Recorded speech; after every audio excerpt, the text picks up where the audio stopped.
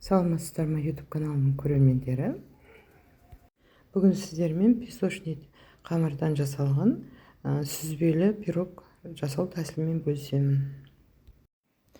Видеоны соңына дейін көріп, ұнаса лайк басып, тіркеліп отырыңыздар.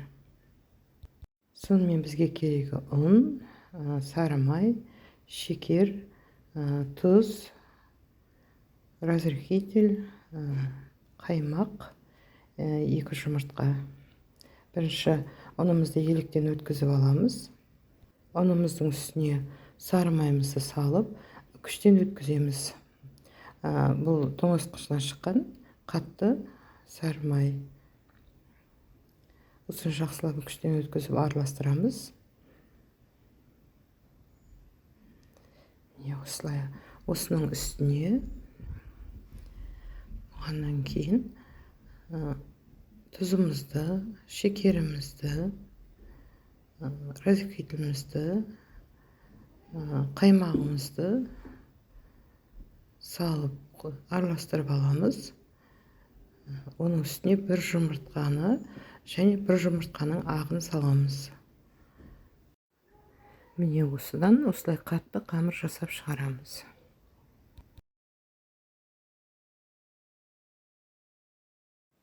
Міне осы қамырымызды салған қалтаға салып, мұздатқышқа қойып қоямыз жарты сағатқа. Біз оған дейін салмамызды дайындаймыз. Салмамызға сүзбе, шекер, тұз, 1 жұмыртқа салып, жақсылап араластырып дайындап қоямыз. Міне осылай.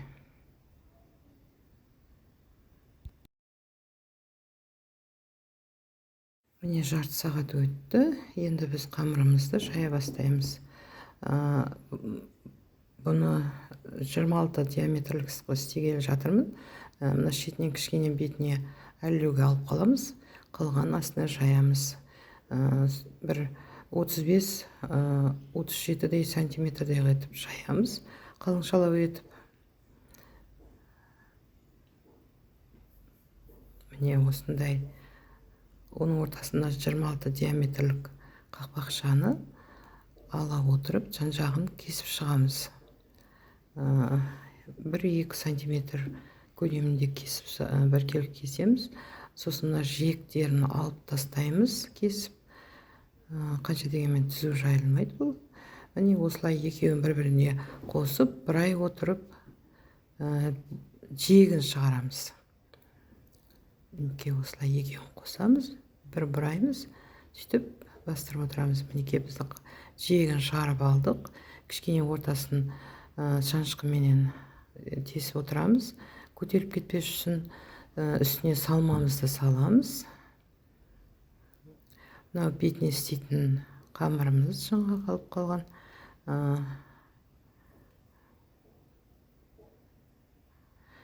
Мінеке, дайын кескіштің көмегіменен осылай бетіне сетка жасап, осылай жауып аламыз. Енді мен бұның бір шетіне кішкене гүл істемек үшін, кішкене қамыр артылып қалды. Босқа қалмасын дедім, әрі әдемі болу үшін.